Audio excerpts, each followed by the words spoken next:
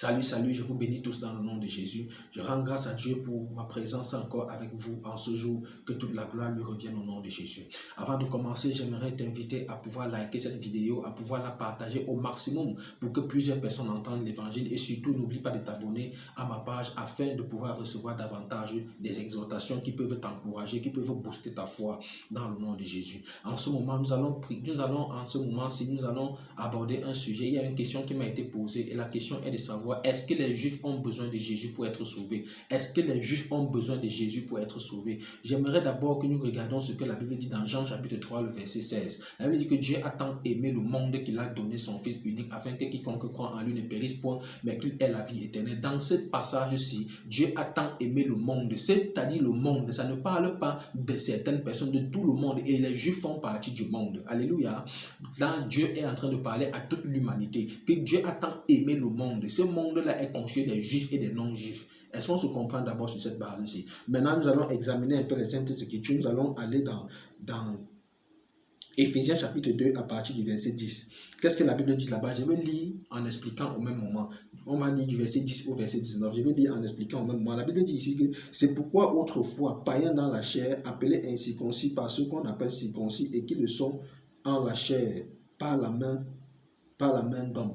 Ici, l'apôtre Paul est en train de parler des Juifs comme étant des circoncis, ceux-là qui ont reçu la circoncision selon la chair et par les mains d'homme. Amen. Et il est en train de parler aussi aux Éphésiens en leur faisant comprendre que vous êtes appelés incirconcis par les Juifs parce que vous n'avez pas la circoncision dans la chair. Et vous allez comprendre ici que j'aimerais un peu attirer votre attention ici. Cette loi de la circoncision a été donnée, Dieu a donné ça à Abraham pour que quelqu'un fasse partie de son peuple. Il fallait que la personne se fasse circoncis 8 jours après la naissance du tout mâle. Est-ce qu'on se comprend un peu? Voilà pourquoi Dieu a demandé à Abraham de se circoncis. Et si tu regardes bien, tu vas te rendre compte que Abraham s'était fait circoncis le même jour que son fils Isaac. Parce qu'en ce jour-là, Isaac avait 8 jours. Parce que c'était 8 jours après la naissance de tout mâle. On devait les faire circoncis pour que cette personne fasse partie du peuple de Dieu. Amen. Même si c'était un esclave non juif et que tu acceptais être circoncis, c'est-à-dire quoi? On enlevait le prépuce sur l'organe génital mâle afin que tu fasses partie du peuple de Dieu. C'est une loi que Dieu avait donnée à Abraham. Est-ce qu'on se comprend un peu? Maintenant, l'apôtre Paul est en train de parler aux Éphésiens ici en leur faisant comprendre que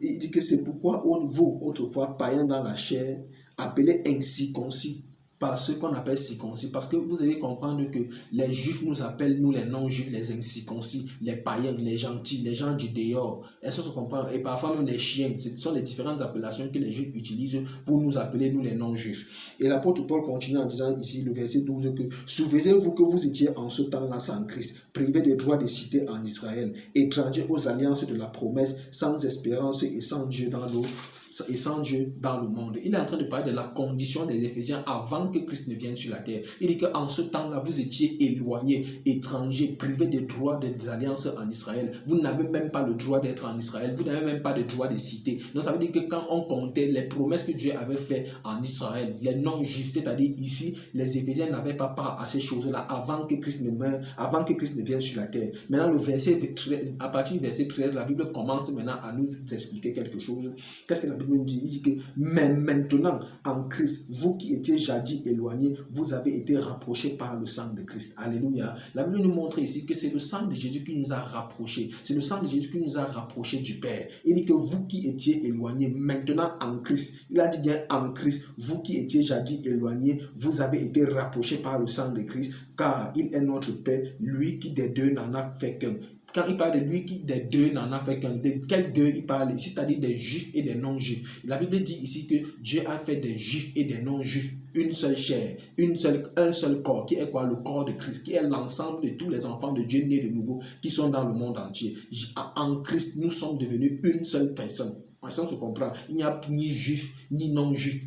Il n'y a ni juif et ni non-juif en Christ. Je ne sais pas si je me fais comprendre. En Christ, il n'y a plus ces différences-là, il n'y a plus ces barrières-là. Est-ce qu'on se comprend? Est-ce qu'on peut avancer?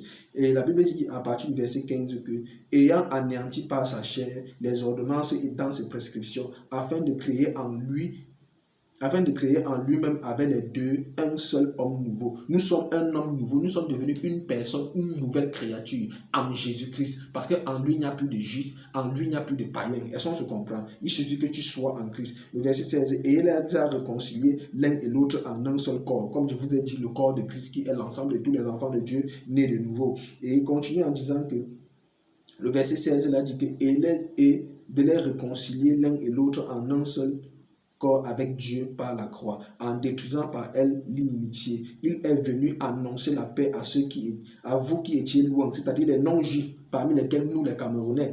Jésus est venu nous annoncer la paix. Et on continue à dire, et la Bible continue en disant quoi? Et la paix à ceux qui étaient prêts, c'est-à-dire aux Juifs. Jésus est venu annoncer la paix aux non-Juifs et aux Juifs. On va comprendre pourquoi dans la suite. Il dit que, le verset 18 dit que, car c'est par lui que nous avons les uns les autres accès auprès du Père dans un même esprit.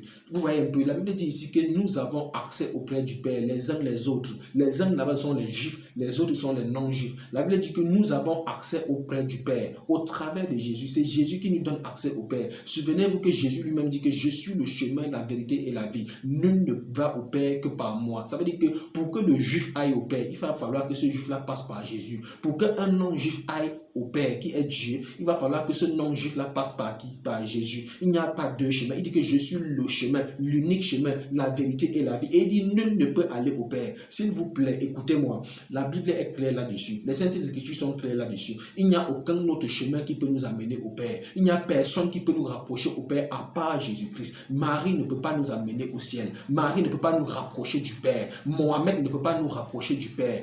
Bouddha ne peut pas nous rapprocher du Père. Je ne sais quel nom de Dieu vous connaissez. Les gens-là ne peuvent pas nous amener au Père. Est-ce qu'on se comprend? Jésus dit qu'il est le chemin, la vérité et la vie. Et en Jésus-Christ, les Juifs ont besoin de...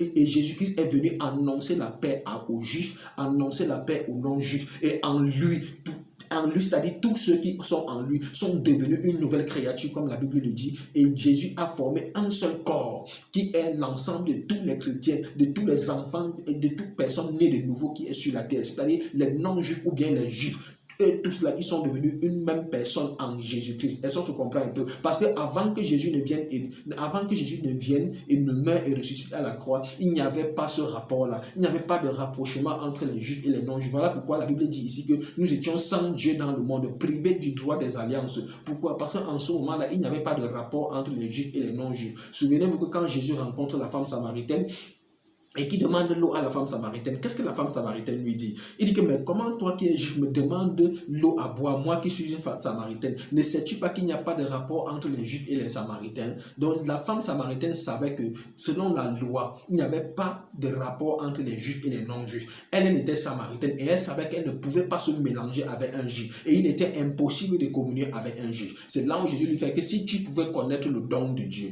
quel don Dieu a tant aimé le monde qu'il a donné? Voilà le don que Dieu a fait à l'humanité. Voilà le don que Dieu a fait aux hommes. Dieu a tant aimé le monde qu'il a donné. Donc cette femme ne connaissait pas. Voilà pourquoi Jésus dit que si tu connaissais le don de Dieu et celui qui est en train de te demander l'eau à boire, toi-même tu aurais demandé l'eau à cette personne-là.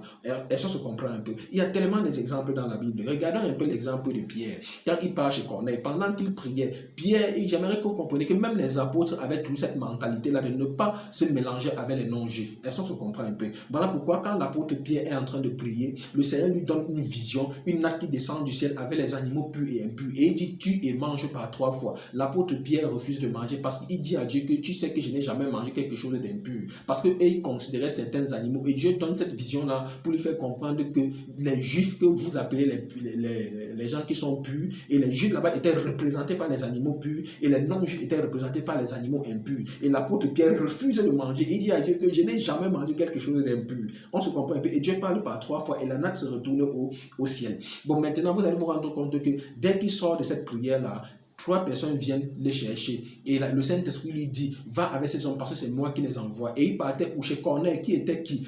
Corneille était un Romain. Et il part chez Corneille, il commence à expliquer la parole de Dieu. Le Saint-Esprit descend sur Corneille et sur tous ceux qui étaient dans la maison de Corneille. Ils se mettent à parler en langue. Maintenant, l'apôtre Pierre était dans la confusion. Il dit que, mais peut-on alors refuser l'eau du baptême à ceux que Dieu leur a accordé l'esprit comme à nous? Il les a baptisés. Maintenant, quand il retourne vers les autres apôtres pour leur annoncer ce qui s'est passé, quand il revient, les gars prennent les distances.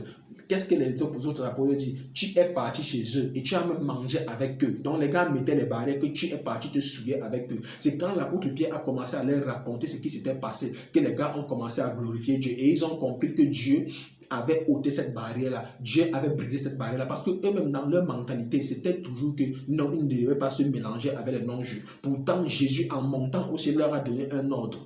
Et cet ordre-là était quoi? La grande commission que nous connaissons tous dans Matthieu chapitre 28. Qu'est-ce que Dieu dit? Qu'est-ce que Jésus leur dit là-bas? Il dit que allez faire de toutes les nations des disciples, de toutes les nations. Donc, ça veut dire que de toutes les nations qui sont sur la terre, allez prêcher l'évangile là-bas. Faites de ces nations-là mes disciples. Est-ce qu'on se comprend un peu? Mais eux, ils avaient toujours cette mentalité-là qu'ils devaient seulement regarder leurs frères juifs, prêcher la parole aux juifs et que les juifs puissent croire. Ils ne voyaient pas les non-juifs. Ils n'avaient pas la mission que Dieu leur avait donnée, ils avaient limité cette mission-là dans leur pensée. Ils regardaient seulement aux Juifs. Est-ce qu'on se comprend un peu? Donc là, ce sont les différentes choses qui font en sorte que nous puissions comprendre que Jésus-Christ est venu sur la terre réconcilier les Juifs et les non-Juifs. Est-ce qu'on se comprend? Il n'y a plus cette barrière-là qui séparait les Juifs et les non-Juifs. Aujourd'hui, en Jésus-Christ, nous sommes tous les membres du corps de Christ. Il n'y a plus, pour que le Juif aille au ciel, il va falloir qu'il passe par Jésus. Pour que nous, les non-Juifs, nous allons au ciel, il va falloir que nous passions par Jésus. Est-ce qu'on se comprend? Et maintenant, je vais un peu pousser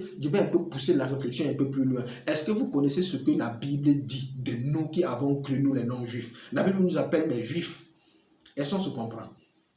Bon, je vais démontrer ça par les Saintes Écritures. On va un peu regarder Romains chapitre 2, le verset 27 à 28. Qu'est-ce que la Bible dit? Le verset 27 dit ceci. L'incirconcis de le verset, bon, je préfère que nous lisions le verset 28 à 29. La Bible dit ici que le verset 28, le juif n'est pas celui qui en a les dehors, et la circoncision n'est pas celle qui est visible dans la chair, mais le juif, c'est celui qui l'est intérieurement, et la circoncision est celle du cœur, selon l'esprit et non selon la lettre. La louange de ce juif ne vient pas des hommes, mais de Dieu. La circoncision, ici dont l'apôtre Paul est en train de parler aux Romains, c'est la circoncision. Il dit que le juif n'est pas celui qui a les apparences externes. Ce n'est pas parce que je m'habille comme un juif que je suis un juif, non. Ce n'est pas parce que j'ai la circoncision de la chair qui a été faite de la main d'homme, parce que ce sont les hommes qui coupent le prépuce. Ce n'est pas parce que les hommes ont coupé le prépuce là que ça fait de moi un enfant de Dieu ou bien un juif. Parce qu'il y a les juifs selon l'esprit et les juifs selon la chair. Je reviendrai sur ça, ce n'est pas notre sujet aujourd'hui. Il dit ici que le juif n'est pas celui-là qui a toutes ces apparences dont je viens de citer, mais le juif c'est celui qui a les intérieurs. Le juif c'est celui-là qui a la circoncision, non selon la lettre, non pas les mains d'homme, mais celui qui a la circoncision selon l'esprit. C'est celui qui a la circoncision de cœur, selon l'esprit de Dieu et non selon la chair. Est-ce qu'on se comprend un peu? Et la circoncision du cœur dont il parle ici, c'est quoi? C'est la nouvelle naissance. Est-ce qu'on se comprend un peu? Il dit que la louange de ce juif-là ne vient pas des hommes, mais de Dieu. Pourquoi il dit que la louange de ces hommes ne vient pas des hommes, mais de Dieu? Souvenez-vous aussi que quand Jésus rencontre la femme samaritaine dans Jean chapitre 4, il dit que l'heure vient et elle est déjà venue où les vrais adorateurs adoreront le Père en esprit et en vérité, parce que c'est là les adorateurs que le Père recherche. Ceux-là qui adorent le Père en esprit et en vérité, ce sont ceux-là qui sont nés de nouveau. Ce sont ceux-là dont leur esprit est régénéré. Ils ont la circoncision de cœur selon l'esprit et non la circoncision de la chair selon la lettre. Est-ce qu'on se comprend un peu? Là maintenant, l'apôtre Paul nous fait comprendre qu'il y a ce qu'on appelle les juifs selon l'esprit et les juifs selon la chair. Et les juifs selon la chair, c'est ce que vous connaissez et que moi-même je pensais que cela était déjà sauvé. Non, ce n'est pas ça. Est-ce qu'on se comprend un peu? Il y a les juifs selon l'esprit et les juifs selon la chair. Je reviendrai sur ça dans mes prochaines vidéos. Que le Seigneur vous bénisse. Et n'oublie pas de t'abonner à ma page pour recevoir davantage les vidéos. Et pour clôturer, j'aimerais que tu comprennes ceci. Toi qui n'as pas encore reçu le Seigneur Jésus dans ta vie, sache que tu as besoin de lui parce que c'est lui le chemin, la vérité et la vie. Que tu sois juif ou non juif, tu as besoin de Jésus pour recevoir le salut. Tu as besoin de Jésus pour être sauvé. Que le Seigneur te bénisse.